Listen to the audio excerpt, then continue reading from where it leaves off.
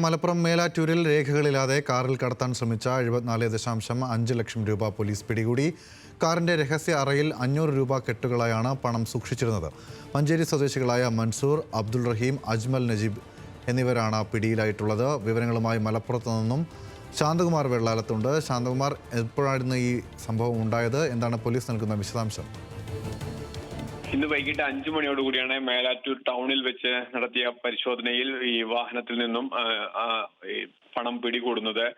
മലപ്പുറം SP-യുടെ പ്രത്യേക സ്ക്വാഡാണ് പരിശോധന നടത്തിയത്.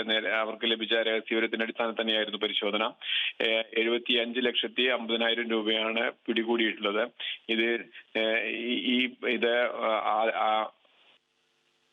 ആദായനികുതി വകുപ്പിനും ഒപ്പം തന്നെ ED-ക്കും റിപ്പോർട്ട് നൽകുമെന്നും പോലീസ് അറിയിച്ചിട്ടുണ്ട്. എന്തായാലും ഇവർ ഈ പണം എവിടെ നിന്ന് കൊണ്ടുവന്നു, ഇത് ആർക്ക് വേണ്ടി കൊണ്ടുപോകുന്നു എന്നുള്ള കാര്യങ്ങളെല്ലാം പോലീസും അന്വേഷിച്ചു വരുന്നുണ്ട്. ശക്തമായ നടപടിയുമായി മുന്നോട്ട് പോകുന്ന തന്നെയാണ് മലപ്പുറം SP-യും അറിയിച്ചിരിക്കുന്നത്. ഗൗതം, ശാന്തകുമാറാണ് വിശദാംശങ്ങൾ നൽകിയത് മലപ്പുറത്ത്.